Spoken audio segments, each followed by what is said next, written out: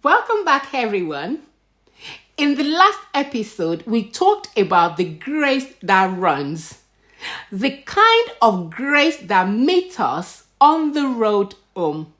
But today, I want to take that story further. Because grace doesn't stop at forgiveness, grace rebuilds. Grace doesn't just meet us where we are, it restores us to who we were meant to be.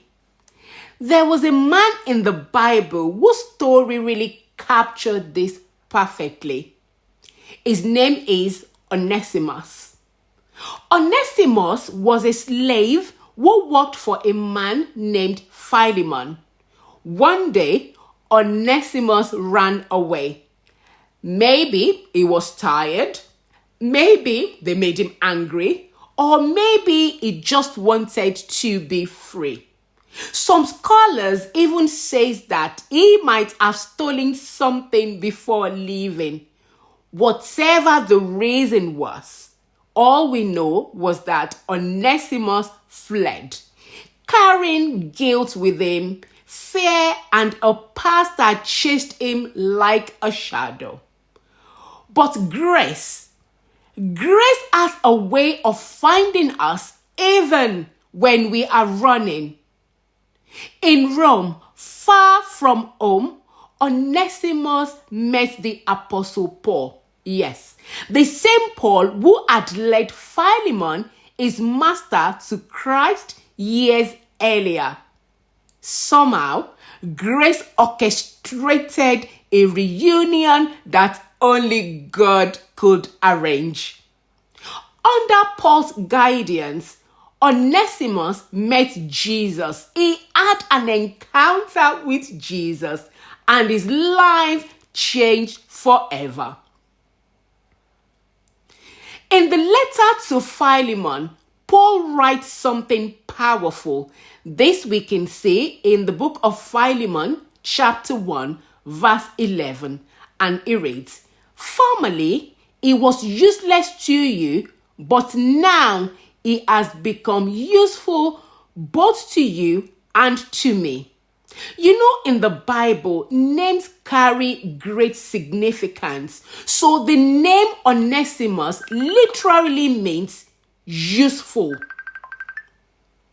Before grace, he wasn't living up to his name, but grace does something extraordinary. It not only forgives, it restores our identity. The man who once ran away returned with a purpose. The one who once hid his face was now being sent back as a brother. Grace did not erase his past, it rewrote his story. And that's what happens when God rebuilds us. It takes the broken pieces and fits them together with mercy and meaning. So, Paul sent Onesimus back to Philemon not as a slave, but as family. He told Philemon, receive him not as a servant, but as a beloved brother. Grace had done its rebuilding work. You see, friends, grace doesn't just patch the cracks, it lays a new foundation. Grace rebuilds trust, identity, and purpose. When grace touches a life, it doesn't say, stay as you are. It says, become what you are created to be.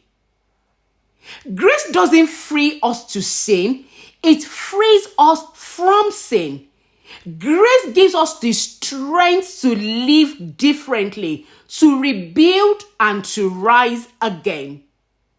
That's why Paul could say in 2 Corinthians 5:17, if anyone is in Christ, he is a new creation. The old has gone, the new has come. So maybe you've had a season where you ran away, from responsibility, from calling, or maybe even from God.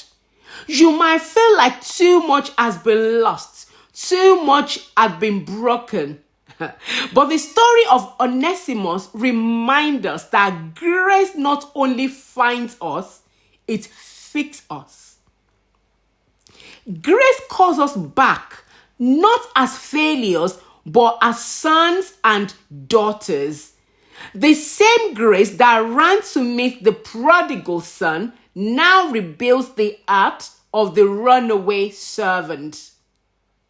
Grace doesn't cancel your story. Grace redeems your story. God can use your past, every wrong turn, every moment of regret to rebuild something stronger than before. Let us pray. Everlasting Father, thank you for your grace that not only saves us, but rebuilds us. Thank you for your mercy that meets us when we've run too far. I thank you for your mercy that is available when they are crying for judgment. Father, teach us to walk in the strength that grace gives, to rebuild what sin has turned down, to restore what shame has hidden, and to live as sons and daughters made anew. In Jesus' name I ask. Amen. So friends, grace isn't a license to fall. It is the power to rise. The same grace that welcomes you home is the same grace that will help to rebuild your life.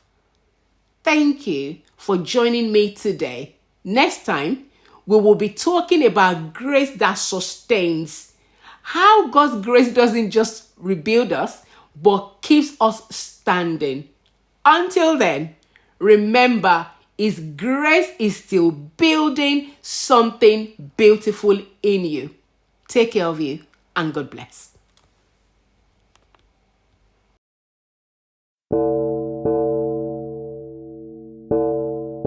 The gospel is not for Sunday morning alone.